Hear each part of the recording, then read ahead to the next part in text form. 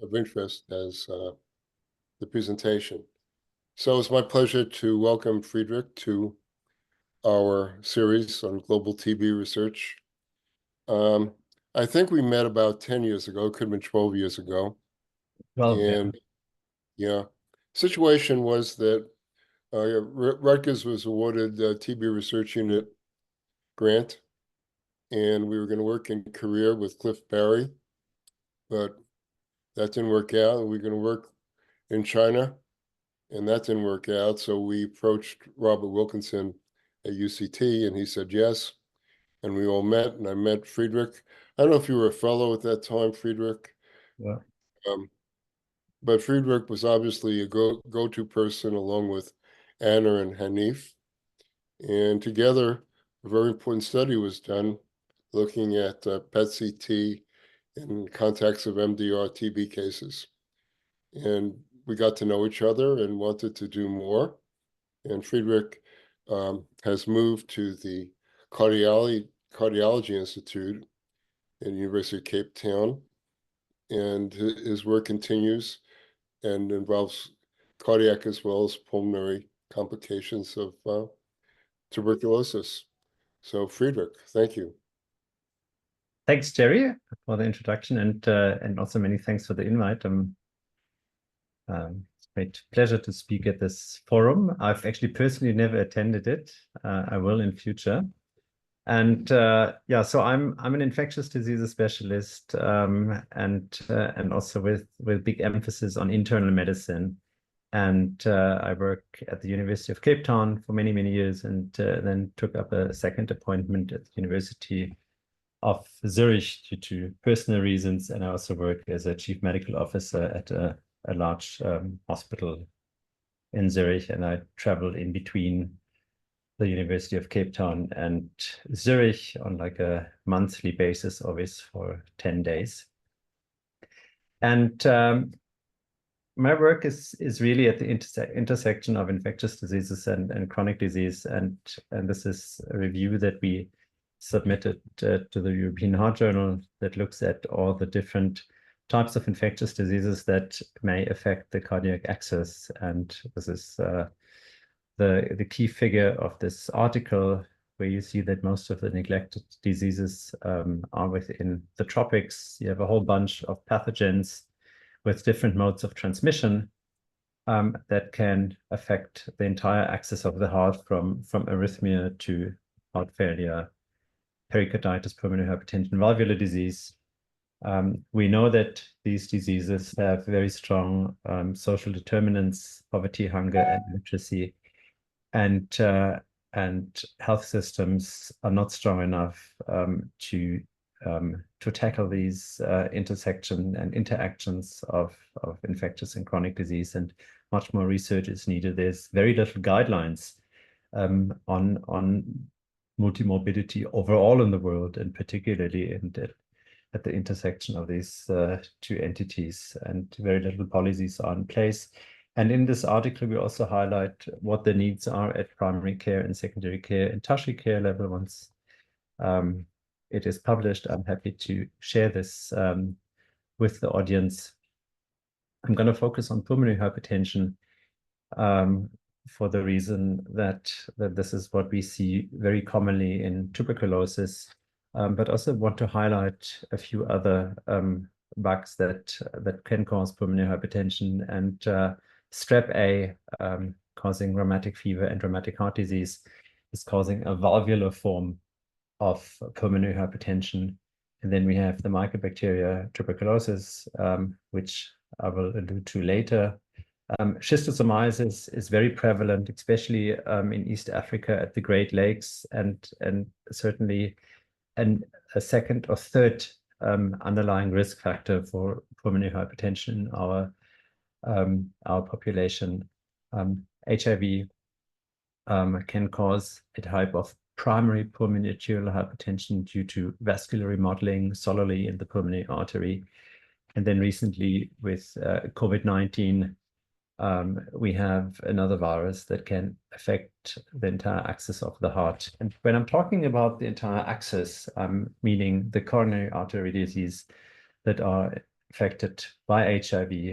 These are very old studies from the 1990s. The DAAD study, for example, that looked at the risk factor for coronary artery disease in the context of antiretroviral therapy. We know that HIV can have an entity which is called HIV cardiomyopathy. Acute HIV is often associated with HIV pericarditis and is a risk factor of mortality. And HIV, as I mentioned, can cause pulmonary arterial hypertension and consecutive right heart failure. Then on top of this came COVID-19, and COVID-19 is still around, especially at the moment in Cape Town. We have many cases. We have winter at the moment. We have many cases of COVID-19 in our trials, and it's very important to record this carefully, and we also measure antibodies for when we do the analysis at a later time point. COVID-19, as you remember very well, has a high mortality in patients with cardiovascular disease, but also caused deterioration of existing cardiovascular structures, which we published in Global Heart very early in the epidemic. We also looked at the patterns of organizing pneumonia in Zurich in the CT scans that we did in the first and the second wave. And we did find these micro thromboembolic events that we could even see on low dose CT scans, so without contrast media.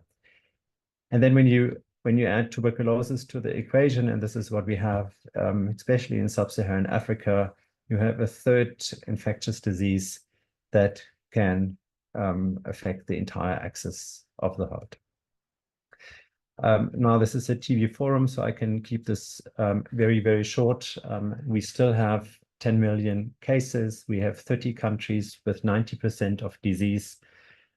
We all know that MDR is emerging, and it's a global security risk, especially in East Africa, in the context of the Ukraine war and refugees coming to Western Europe. It is treatable, but we have still a whole bunch of people who are not getting tested and treated, and it's about 25% that we're missing every year. And we know that that TB has catastrophic effect on the households and social consequences for economic development, health, and overcoming the tuberculosis epidemic is fundamental. We have, and we mustn't forget this, that when patients are discharged from the TB control program, they are labeled as treatment completion or cured. And we have about 155 million people who are TB survivors. Now, the question that we are asking is, what is happening with those people after they've been discharged after 6 months of treatment? 6 months is standard TB treatment still around the world. We're not treating with 4 months as in the United States, suggested or recommended by the CDC. So what is happening with those TB survivors? And let's just zoom in where the research of my group takes place. South Africa has a population of 60 million people, and we have 280,000 cases of TB. This is unbelievable, with a case notification rate of 0.5% of the population developing TB every year. And if you look at the rate per 100,000, you see that the 3 countries that are in sub-Saharan Africa, and in fact Lesotho and Swaziland are lying within South Africa, we have the highest rates of tuberculosis. And you have Mozambique, which is just around the corner from us. And then you have the big countries, India, China, and Indonesia, with 350 million people that have a large burden of the disease due to their large population size. Now, why do we have such high numbers and notification rates in Southern Africa? And if you look at this graph on the left-hand side, you see green New York and blue London, and you can see that at the beginning of the 21st century, after industrialization, after the Second World War, here's the Second World War, we had a drop, and then with more and more treatment options becoming available in the 1950s with rifampicin, and the end of the Second World War, we actually reached a steady stage of very few cases. And then similar was the line in Cape Town, and in the early 90s, it shot up again. And on the right-hand side, you can see that the HIV prevalence started to rise in the 90s, and with it, tuberculosis. And it is not only a wonderful place, but it's also a very good spot to do research on TB and HIV. We have a large tertiary hospital with all facilities that you need, and we have one of the most strongest biomedical infrastructure on the continent. This is the Institute of Infectious Diseases and Molecular Medicine that many of you know very well, where a lot of publications and work on TB and HIV is going on. Most of our work is, and this is taking off from Cape Town International Airport, is most of our participants are coming from Khayelitsha Township. And when you drive into the township, you see that people live in great poverty. They live on top of each other. There is no sanitation, and you have cars that you have to drive around on your way to our research clinic. We have the highest antenatal HIV prevalence in the world. 33% of women attending antenatal care are HIV infected. And we have a case notification rate, which is 3 times higher than in the general population of South Africa. So it's 1.5% of the population falling ill with TB. So only in this township, we have 5,000 cases of TB every year. This is as much as Great Britain in 1 year. So we have a densely populated, poor population with a very high burden of HIV. And those people are, many of them are TB survivors. And we were very interested, and this was a lot of discussions and talks that Jerry and I had over the last years. We became more and more interested in what is happening with these people who are discharged from the TB control program. And there are a few studies out there that shed some light into this. And this is a study from Haiti, a long-term follow-up study of people with TB in the context of HIV. This is a fairly small number, and it looked at all-cause mortality over 10 years after active TB diagnosis. The mortality, 10-year mortality in the TB cohort is the dotted line. So this is the proportion of free events, so not dying. And the top line is the people without TB, and the bottom line, the people with TB. So the hazard ratio of dying is almost 3 times higher compared to the general population if you have successfully survived tuberculosis in the context of HIV. And we don't know why these people die. Do they have destroyed lungs? Do they have cardiovascular problems? Or are there other social determinants that we're overseeing? And if you dig a little bit more, you find this much bigger cohort from Brazil that looked at a more specific mortality, and it looked after at excess mortality after the first year. So in the first year after TB, a lot of things can happen. You have relapse cases in there. And so they were interested in seeing what's actually happening in those ones who survived the first year after TB diagnosis. So half of the year is TB treatment, and then the first 6 months, and then they started counting. And they looked at the 5-year survival of 15,501 patients. And of those ones, 17% died, which is 6 times higher than in a matched general population. And the causes of death were a little bit more granular than in the previous study, and it showed that infection other than TB, so this is not a reinfection or a relapse. So pulmonary infection are leading this with 45%, and then respiratory failure in 13% of cases, and 11% have cardiovascular events. Now, this is not surprising if you look at or if you have work clinically and with patients with COPD. And there are many studies out there that actually show that people with chronic lung disease, especially with severe chronic lung disease, that they die of cardiovascular events much more than due to respiratory failure. And we decided, okay, how can we convince the Department of Health to think more about post-TB treatment? What do we need to do? What do we need to find out in order to treat our patients that we see on a regular basis post-TB with symptoms of chest pain, of chronic cough, of respiratory distress? And Brian Albert, he was driving the post-TB symposium.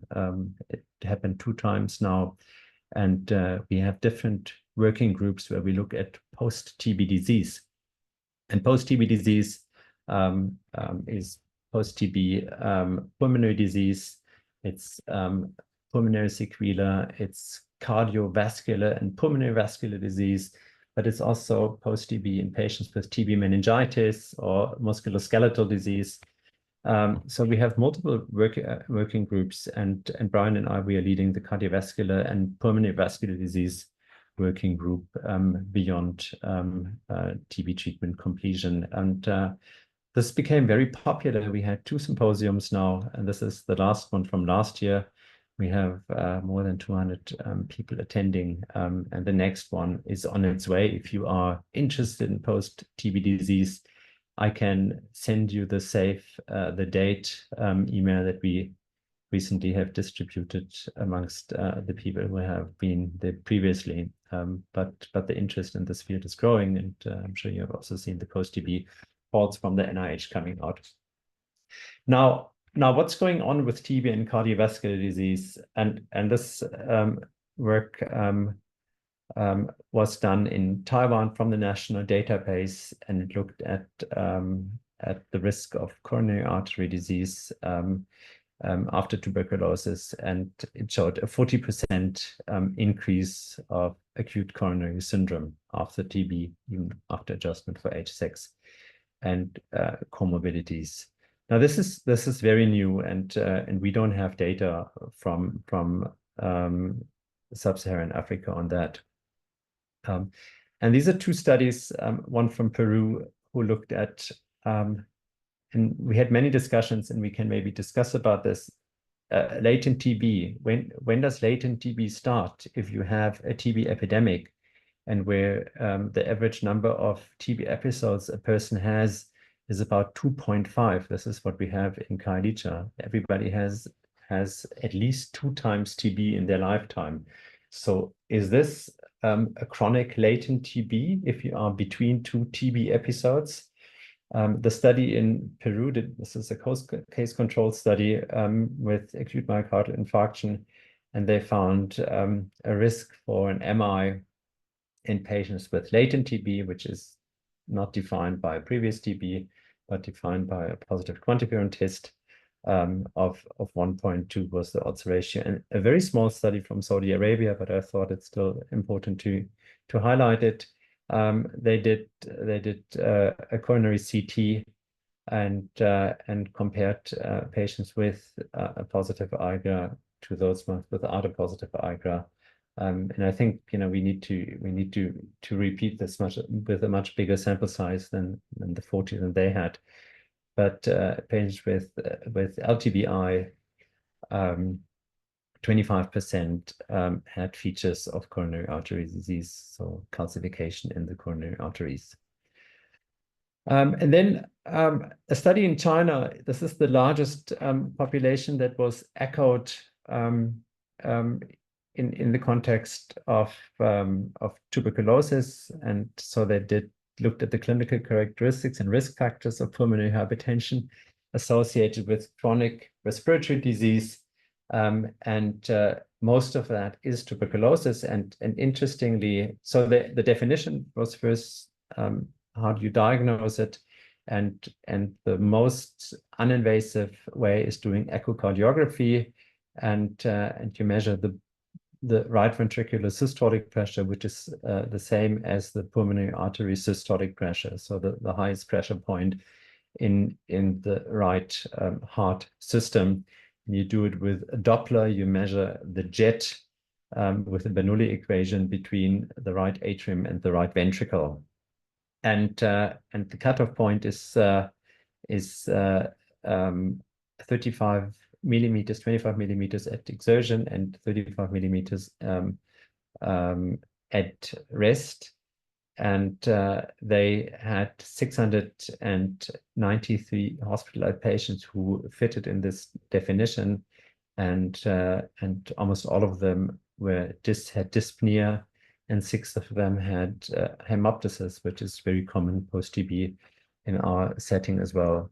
Now, if you classify them into mild, moderate, and severe, this is according to the European Heart Association and the American Heart Association, you have 52% had mild forms of right heart pressure, and the other 50% had moderate to severe. And we know that those ones actually have high mortality rates on the long run.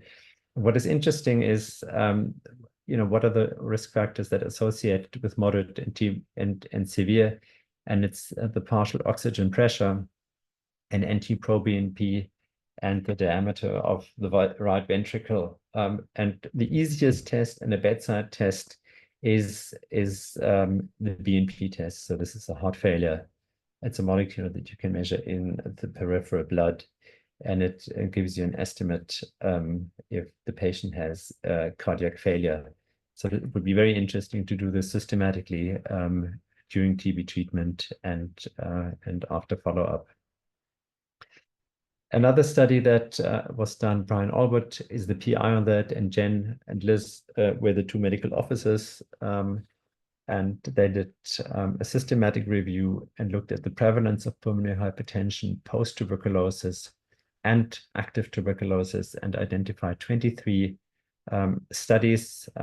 PH was diagnosed either with echo, what I said before, and some of them also had right heart cath. So then you go with a probe into the right ventricle and the pulmonary artery, and you can directly measure the pressure.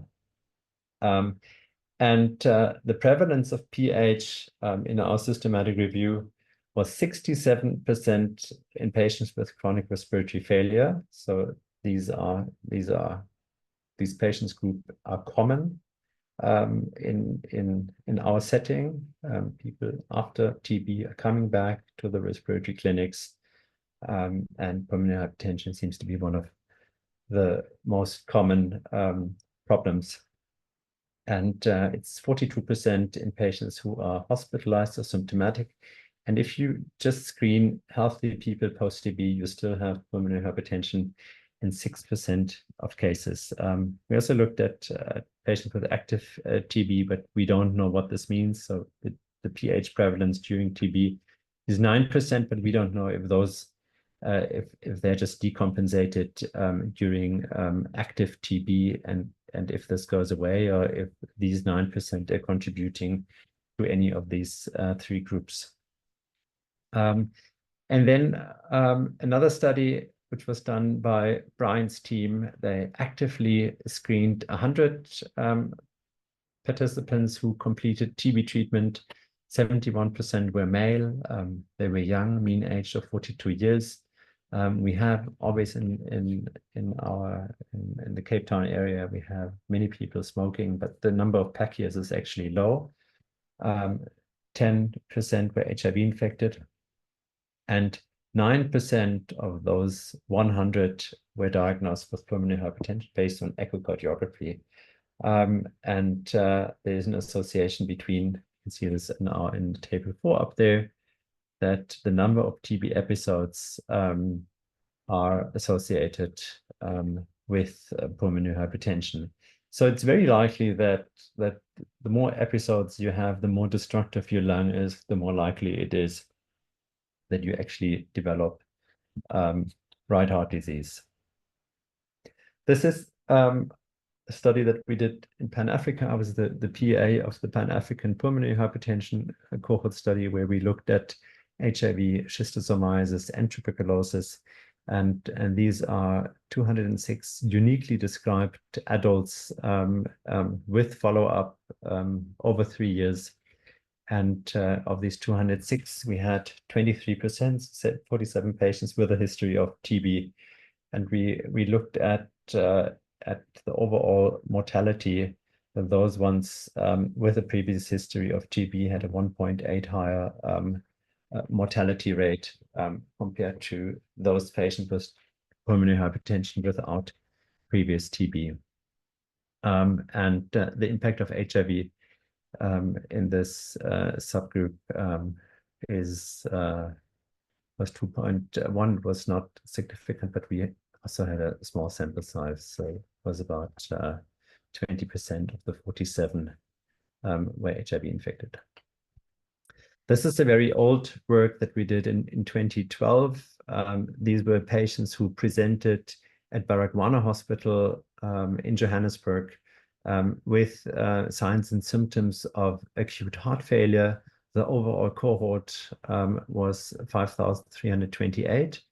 And of those, about 10% were HIV infected. Unfortunately, TB was not recorded in the survey. Back then, we didn't have this in mind. We were focusing on HIV. But we have a TB notification rate in this area in Soweto of just a little bit less than in Khayelitsha, so but still above 1% in 2012. And if you look at this pie here, you have 6.6% of patients presenting with right heart failure. Now, we don't know if this right heart failure is due to HIV-associated pulmonary hypertension or if this is a post-TB complication. But what I want to highlight is that we have very few patients with coronary artery disease in South Africa, and this is still standing. We have very few people with coronary artery disease. That is absolutely different from high-income countries, but we do have a shift in risk factors, and we expect that this is going up in the next decades. So in summary, TB can affect the entire cardiac axis. Post-TB is a common complication, even in people who are healthy and discharged from the TB control program. Those ones who are still symptomatic after the course of tuberculosis treatment, pH is very high. Almost 50% of people post-TB who are symptomatic have pulmonary hypertension, and it's very likely that a great share of them actually have a raised mortality. So if you extrapolate this with the 155 million people, we have about at least 9 million people who have post-TB pH, and there is absolutely, it's a blank field, dark spot. We don't know what to do with these. We don't know how to treat them. We don't even know how to classify them, but I will get to that later. And we don't know what is the relationship to spirometry, 6-minute walk test, and lung destruction, or is this chronic inflammation? But we know that they have an increased risk of mortality, and we know that if you have multiple episodes of TB, it's even amplified, and especially in the context of HIV. And then coronary artery disease seem to play a role in people with latent TB and post-TB overall, but we do have a very low incidence of coronary artery disease in South Africa. So research priorities are, we need to understand what is post-TB pH, and pH is classified in 5 groups. Group 1 is pulmonary arterial hypertension. So this is an inflammatory process which is confined to the pulmonary arteries. Group 2 is due to left heart disease, which we are not studying, as it's a very common form of PH, and there's no specific treatment than heart failure treatment. And then group 3 is pulmonary hypertension due to chronic lung disease and hypoxia. So this is potentially the group that patients post-TB fit in. with extensive lung disease. And there's also a group 5 where everything is thrown in, and it's called multifactorial. But we have patients who have post-TB PH with very little lung disease, and I think that many of them actually have group 1 pulmonary hypertension, and this is due to ongoing inflammation post-tuberculosis. We need better epidemiological and outcome data on post-TB cardiopulmonary disease, and we need case definitions for it. And we need to understand how we screen and when we screen for those ones, for those complications, and what we are using to screen. Are we using echo, right heart, or NT-proBNP, and who's our high-risk population, and so on. And we believe that chronic inflammation plays a major role in the whole development in pulmonary vascular disease. And we do have chronic immune activation in people who are co-infected with TB and HIV. This is a landmark publication by Stefanos Manherby from Stellenbosch. He published this in 2016 in Nature Medicine. This is one of the first PET-CT studies that were done sequentially at the beginning of TB treatment, during TB treatment, and post-TB. And he could show that you can see at the bottom that you have lesions who are disappearing on treatment, and you have lesions that are reappearing on treatment. Patients are still discharged at 6 months of treatment. So you have new lesions or worsening lesions despite the patients improving clinically and being discharged from the TB control program. And Manherby et al., they demonstrated this using PET-CT of the lungs first, and they also found MTB, mRNA, and sputum, and they are suggesting ongoing infection after cure. However, we are not sure if this is the case, or if this are other immune mechanisms of remodeling and repair, which are lighting up at the end of TB treatment. But it doesn't really matter. We have a chronic immune activation when people are discharged from the TB control program, and we don't know how long it lasts. So we need more potent TB treatment. We need to sterilize faster, but we also need to reduce post-TB complications. So we need to optimize treatment that we can initiate repair mechanisms, or that repair mechanisms in the lungs are initiated very early, that you do not have ongoing pulmonary parenchymal destruction as we see it now, even during TB treatment. And Reto, he's my colleague in Cape Town. He runs an immunology lab at the IDM. He did preclinical work with statins in mice, and he could show that in the context or with treatment of statins, he could reduce the size of pulmonary lesions and reduce inflammation in his animal model. Now, we wrote a clinical trial protocol where we decided to randomize patients who have finished the TB control program. They have finished 6 months of TB treatment, and they're discharged as treated.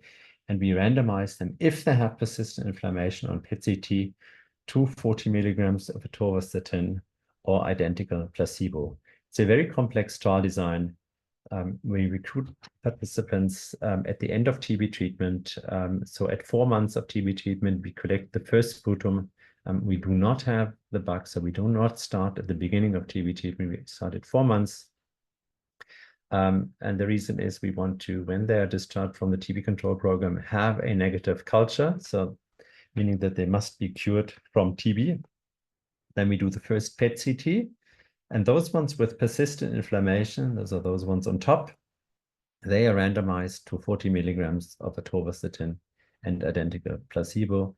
And those ones without persistent inflammation, they are a second negative control group.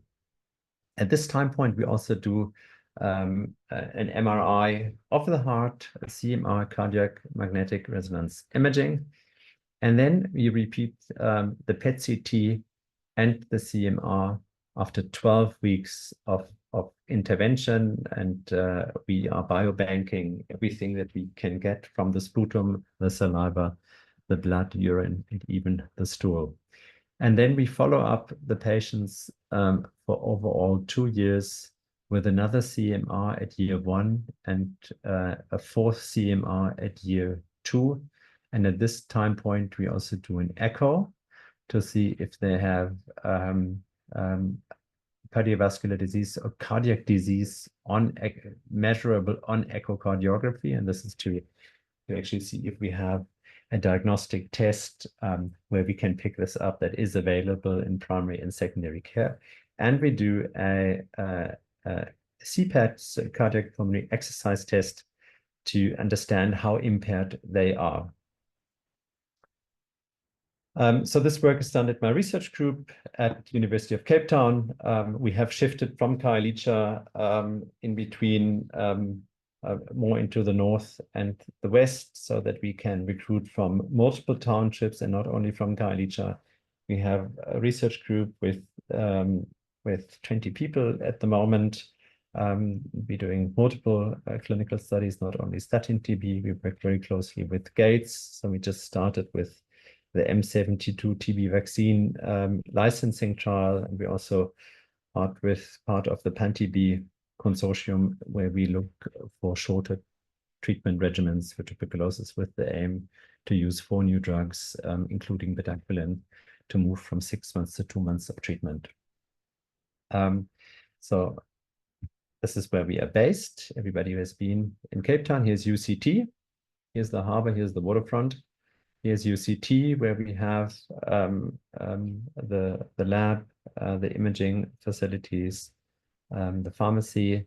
And so we are based, Khayelitsha is down here, and we are based now here so that we can recruit patients from the northern suburbs and the southern and the southeastern suburbs. Down here is Khayelitsha. We use the facilities at UCT. We have a dedicated imaging center only for research. You go straight, you come to the PET-CT. If you go right, you come to the MRI. This is a view on our PET-CT machine, which was partially funded by the NIH and the Gates Foundation. And this is our research MRI with a patient on the slider. And we get these beautiful images. So we inject them FTG, which is a radionucleotide attached to a glucose molecule, and it's taken up at all the cells with high metabolic activity. So immune cells of infected tissue, but also fibroblasts. So if you have healing processes, you also have uptake of the FDG. And obviously also at the bowel, for example, or the heart muscle. But in terms of tuberculosis or other infections, almost every organ can be affected, and you can detect it on the PET-CT. This is a patient who has a very small lesion in the lung. You can hardly see it. Sorry. You can hardly see it. It's a lesion that is up here, and then you have a very hot lymph node. But actually, most of the TB of this patient is in the spine. So he has a TB spine and a massive psoas abscess. But this was a patient who was diagnosed at the TB clinic with pulmonary TB, and he had lower back pain. But nobody, was thinking that he might have actually TB elsewhere in the spine. People just thought that he has just regular lower back pain, like 40% of the population, and who's sitting in front of a computer every day, like us. And we have a very fancy little body box, which is called EZ1 Pro Lab. This is from a startup in Zurich. So it's a portable body box that allows you to actually analyze lung function, but also lung volumes and the diffusion of the diffusion capacity of the lungs. It involves a lot of post-processing. This is my postdoc, Solomon. This is our BSL-3 lab where we process our samples. So this is a representative scan. 50% of patients who are finishing the TB control program have the image B on the right-hand side with severe inflammation, and the other half have very little to no inflammation in the lungs. So this is worrying, the right side, 50% of the people. We also do MRI of the thorax and the lungs to look at new imaging modalities to better understand, what are the lesions made of. MRI helps us with that to understand where's inflammation and where's fibrosis. And then we do the imaging of the heart. So this is just briefly some data in the last minutes. We have screened 434 patients, and 170 were eligible to undergo PET-1. So they have completed TB treatment, they underwent the first PET. They were assigned to the randomization. So of the 170, we had 63 who have persistent inflammation and who were randomized. We have 86 people who went into the CMR machine, and we even have 60 who already have the follow-up, the total sample size. So we are halfway now. So we will have at the end about 200 patients who had CMRs post-TB for 2 years, with 2 years of follow-up. We have a very young population. Median age is 32. 30% are female. Previous TB, previous to the episode that the patients just had, is 26%. As I told you, that many have recurrent multiple infections during their lifetime. 20% are HIV infected. We have a high percentage of smokers, but with very few pack years. And if you look at the symptom counts post-TB, there are many people who are still suffering of cough, dyspnea, chest pain, and clubbing. Interestingly, is that the 6-minute walk test is more or less normal, so they don't seem to be too impaired. And we have 50% with persistent inflammation of what I've showed you on the right-hand image. And this is very novel here with our lung function machine. This is the body full lung function, and it actually allows you to classify patients into a typical COPD picture. Those patients can potentially be treated, and it's 22%. We have 30% with normal lungs, and then another 40% who have restriction, and patients with restriction are very difficult to treat. If you look at the diffusion of the lung, so this gives you an idea of the impairment of oxygen exchange. So 57% have a normal DLCO. We're using Z-scores so that we can compare different age groups and sexes with each other. So normal diffusion is in 57% of cases. And in the rest, we do have an impairment of the diffusion. So they have a problem with oxygen delivery, and it is very likely that those 43% are those ones who have increased cardiovascular risk on the long run. If we want to understand what the inflammation means for the pulmonary function tests, and you use the markers FEV1, for example, and the full vital capacity, which is in the second line, and then the total lung capacity, you can see that if you have increased inflammation of the lung, you have all these lung volumes who are impaired, and the DLCO as well, and that is the most prominent. So if you have no persistent inflammation in the lung, you have most of the patients have actually a normal prediction of the diffusion, and this is severely impaired in patients with persistent inflammation in the lung. So inflammation is bad. Inflammation leads to massive impairment in lung function, and also the diffusion of the alveoli is impaired.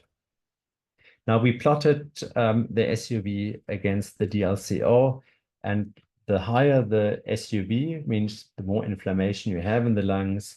And if you have a very bad DLCO Z-score, if it's less than 4, then you have a severely impaired diffusion of the lungs, but moderate starts already here. So if you have a very bad, very high inflammation, your diffusion is severely impaired. So we need to reduce the inflammation in the lungs at the beginning of TB treatment, and our TB treatment, our antimicrobials are not doing that. There were studies in the 60s that looked at prednisone as adjunctive therapy, and all of these studies were unsuccessful. But back then, the primary and secondary outcome measures were not as sophisticated as we have today. Interestingly, is that in our HIV positive group, we did not find this correlation. So this association was significant for patients who are HIV negative, but not for HIV positive. So there seems to be a protective effect of HIV in terms of lung damage, lung inflammation, and it preserves the diffusion in the lungs. And I think we need to understand the mechanism behind it much better.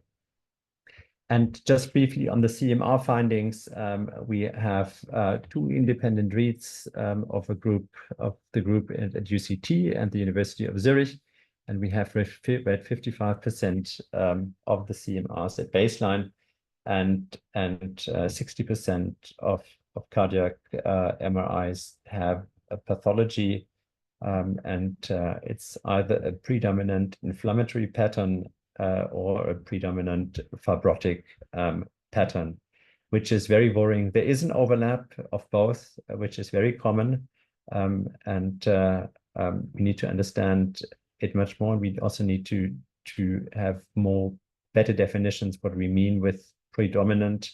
At the moment, it's at the discretion of the reader if it's a more inflammatory or a more fibrotic pattern. We do not have function abnormalities, which is interesting. So the changes in the myocardium are subtle, and it is not affecting the function. We did see 2 tuberculomas, and we had 1 patient with an intraventricular thrombus. So in summary, we have persistent inflammation post-TB in 50% of cases, and only 30% have normal pulmonary function tests, 22% have an obstruction where we can offer treatment, but in 41% they have restriction. There's no treatment that we can offer. 57% have normal gas exchange, and 23% have moderate to severe gas exchange impairment, are potentially at risk of getting cardiovascular disease, and impaired DLCO is associated with persistent lung inflammation. We have presented our work at multiple meetings, and we recently received a letter from the WHO to endorse our work, which is very helpful when we try to attract new funding, and we are always trying to extend the follow-up and get funding for this. So in summary, TB may affect the entire axis of the heart. We have a situation where often multiple infectious diseases are present simultaneously. We need to expand our research activities to understand post-TB pulmonary vascular disease and cardiovascular disease. And we need to better understand and use different imaging modalities to understand what this phenotype is and what it also means on the long run. So for this, we need longitudinal studies, and they're very expensive, and then come up with the treatment and test treatment in these cohorts. There is a big group that is supporting the work that we are doing. Many people are involved. So thank you to all of them.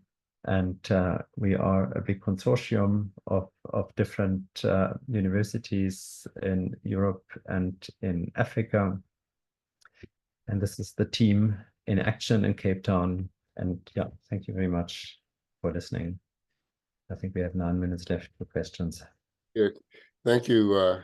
That's fantastic. And what a great group you put together. Infrastructure's very impressive. David Alant has a comment or hand is up. Just a question. Hi, Friedrich. Great talk. I missed the beginning, but I probably heard it Before. So it's great to hear it again. So I noticed you do have a fair number of people who have recurrent TB or relapsed TB that you also studied. You know, one of the things I've been increasingly worried about, I think we've talked about this, is the trend to do treatment trials where you deliberately have an arm where you expect a large number of treatment failures, and you just don't worry about that because you'll just catch them and retreat them. Given your data, obviously there's a concern that I have is that those patients are going to have more inflammation the second time, you know, in their lungs and their heart, etc. Do you have any data that would either support or make you know, invalid my type of concerns? That, in other words, if you catch a second case of TB early, people are going to have absolutely no more sequelae than they would with just the first case of TB. Yeah, David, thanks for this question. I mean, we have these discussions in the trials that we're doing. PanTB is one of them, where we just stop treatment after 4 months, or we stop treatment even shorter after 2.5 months. And I'm very concerned about this based on your data. I think we're doing the wrong thing, but maybe I'm wrong. Tell me I'm wrong. Yeah. But this is how these trials are designed, and they say, okay, we have a continuum. We monitor for symptoms, and if they develop symptoms again, we just retreat them. But if you look at our pulmonary hypertension study, we can see that the more episodes of TB you had in your life, the greater the risk is of developing pulmonary hypertension.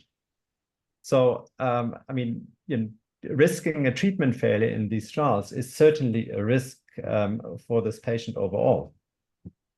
So someone needs to go out on a limb and write a commentary that could honestly even go to the New England Journal, because they did publish the Truncate study, which is the first one to use this. Yeah. I imagine someone of your age would not necessarily want to be on record complaining about this. But, you know, people like Jerry and I would probably be perfectly happy to do that. No, I think that, you know, you're going up against the crowd.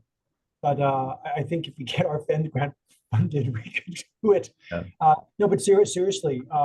But I think that it would be in the driver's seat in terms of data about what your opinion is.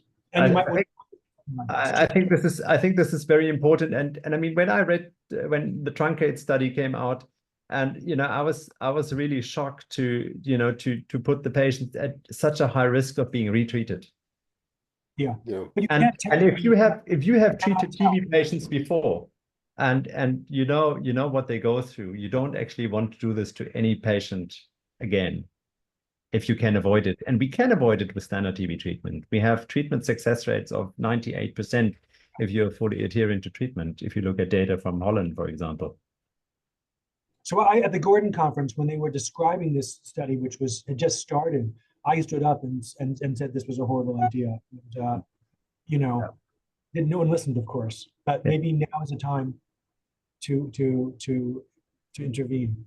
Yeah, I mean, it's unlikely that people don't listen to you, but I think they have a very high risk of, I mean, they will have persistent inflammation, and they have an increased risk of cardiovascular complications. And if you look at the study from Haiti and from Brazil, excess mortality post-TB is high, and is significantly high, and number of TB episodes play a huge role in that. So the data from Truncate, from the New England Journal of Medicine paper, you really can't tell how many people actually failed because it's not counted as a failure as long as they were caught and retreated. Presumably there's some place where that actual data is deposited, one could find those things out. Yeah, this I looked in that in more detail, and also, you know, the median duration of treatment was Longer actually than 2 months. I know. was actually longer. Yeah, it's quite some time ago that I read it. Yeah. So, Yeah, so, yeah. so we should talk about this. And I'm hesitant to drag you into this, Friedrich, because you do treatment trials and you don't want to make enemies in the field. But I think that someone, and I think it would be great if you were included, should write an opinion piece. What do you think, Jerry? And Hardy, what do Absolutely. you think? You're the pulmonologist. Yeah. Yep. Absolutely. It's very important. How do you have your hand up or a comment? Yeah, actually, well, I'm too old to figure out how to get my hand raised on the Zoom, so I'll just two quick ones, I think. So first, you had this data on 6-minute walk test. You have done the diffusion capacity, you know, which is expensive and a little bit challenging. I just wonder if you were doing oximetry on those 6-minute walk tests, so you could do the distance saturation product, which might be a way to look at that. That's question number one, distance saturation. The other question is, really interesting, you know, that this seems so far to be like not group 3 pulmonary hypertension so much, what one might have expected. Group 1, I guess, yeah, but I'm also wondering, since we have found in transcriptomic data anyways from the report India that complement and platelet activation pathways are upregulated during TB. I wonder if both the cardiovascular and maybe some of the pulmonary disease is, you know, thrombotic in nature, and so you might have a little bit of group 5 thrown in there. Yeah. Look, I'm part of this PVI, Pulmonary Vascular Research Virtual Institute, and we have, and there you have a lot of PH people, and these PH people, they always insist that you do, you know, you need to do the full workup in order to get access to, you know, in order to be classified in the groups and get access to these very expensive treatments. And the pharma lobby is very strong in this field, and we only have access to echocardiography, so we cannot, you know, we can't measure the wedge pressure.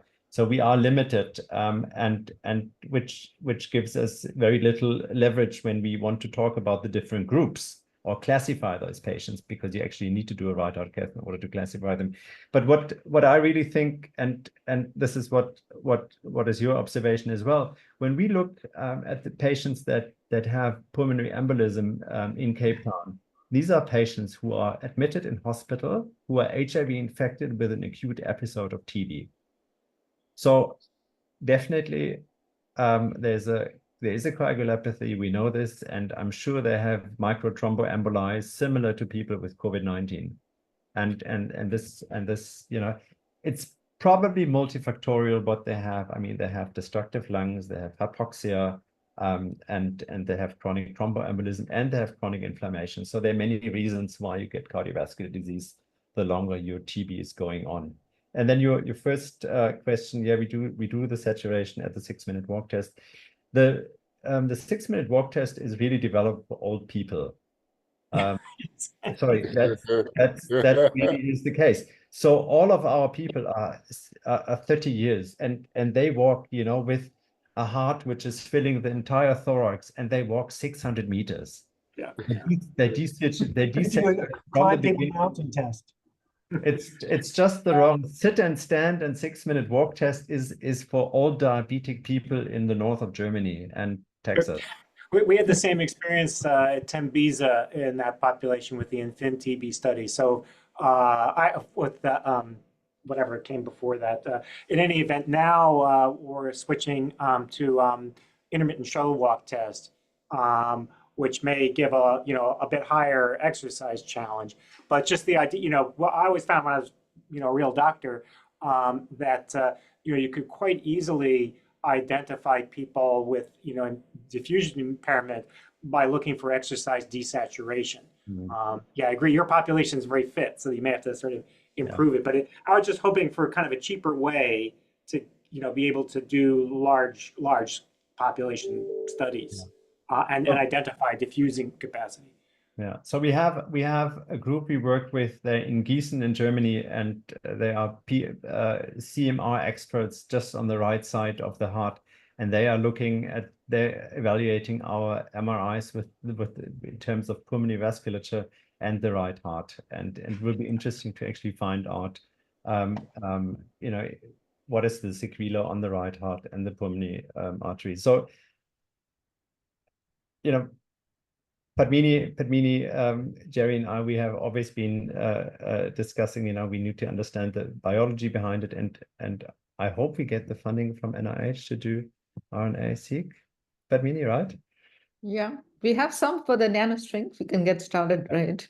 Yeah, Yeah, it's we- not somewhere. we need to ship the first samples. Yeah. So yeah, We're- Yeah, that's so number one is run out of time. phenotype and phenotyping, and like, you know, very detailed phenotyping, and then do the biology behind it. We've run out of time, but I'll take the prerogative of wherever I am to ask another question. What about LTBI? I mean, that's a huge reservoir, a lot of initiation of IPT. Do you think that the issues are the same, but only less, and it would require a much larger study, etc.? Look, I mean, this is what I said, you know, what is LTBI in our context, where we have a case where we have an incidence rate of 1.5%? What is post-TB? Is this LTBI when, you know, or is LTBI defined with a positive IGRA and you never had TB treated? 90%, 70 to 90% of the people have a positive IGRA or TST in the Cape Town metropole. You know, it would be very difficult to really understand what the impact of that is, since everybody is IGRA positive. We would have to do that somewhere else, and you would need massive sample sizes. Okay, Stefan, again, quickly asked about, is there evidence of autoimmune disease triggered by TB? Hard to say. I know Hardy is interested in this area. Yeah. Well, yeah, I mean, you know, certainly, you know, sort of clinical autoantibodies do go up, ANA and so forth, but we're still waiting on Report Brazil to agree to send, you know, the samples, plasma samples to Jean-Laurent Casanova to look at the anti-cytokine antibodies. But sure, there's evidence for that. I mean, I think any kind of destructive inflammation will release autoantigens in the context of second signals that will, you know, promote autoimmunity in people who are prone.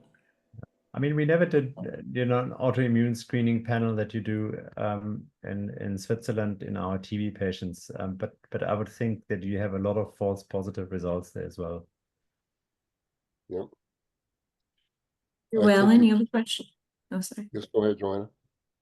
Dr. Whalen has a question. He has his hand up. Oh, sorry, okay. Jerry, That's do we have do we have the time, or should I do it later? There's always time yeah. for your questions. Yeah, Friedrich, back to Jerry's question about LTBI. There has to be, well, I see it as a spectrum of infection, from early infection to over the course of time to development of disease, and then maybe resolution through treatment or spontaneous resolution to disease again. Have you, and I'm curious to know whether you've done any of the PET-CT scans in people who have IGRA positive but have never had a form of disease. Yeah, so Hanif Ismail, he has done this. He published this in Nature Medicine. He had 35 patients with quantiferon. So he compared patients with quantiferon positive and quantiferon negative. So he has done this, and he identified in his Nature Medicine paper features in the lungs on PET-CT that are associated with the IGRA positivity. So small pulmonary nodules, for example, but that's about it. Did he see anything in lymph nodes? No, so he didn't look at lymph nodes. He only looked at the lung parenchyma. And I tell you, in all the studies also that Cliff is doing, and Cliff has been doing a lot of PET-CT work, we are never looking at the lymph nodes because we're not using contrast in addition to the FDG. So we cannot really identify the morphological boundary. We can just see a very hot lymph node, but we cannot morphologically distinguish them easily if we do not give venous contrast. But that's a very important point, and we just had a predict meeting where we looked at relapse rates, and again we had the discussion. We need to read the lymph nodes, but we are still not doing it, and we have another 650 scans. Somebody would have to open them and read them again. Very difficult. Not enough people. Yeah, thank you. Yeah, Friedrich, thank you for your presentation. We'll have to get an Great update. job. We need to have an extra session just to answer all the questions. Generated a lot of interest. Thank you. And thank you all for attending. Thanks. Bye-bye. Bye. Thank you.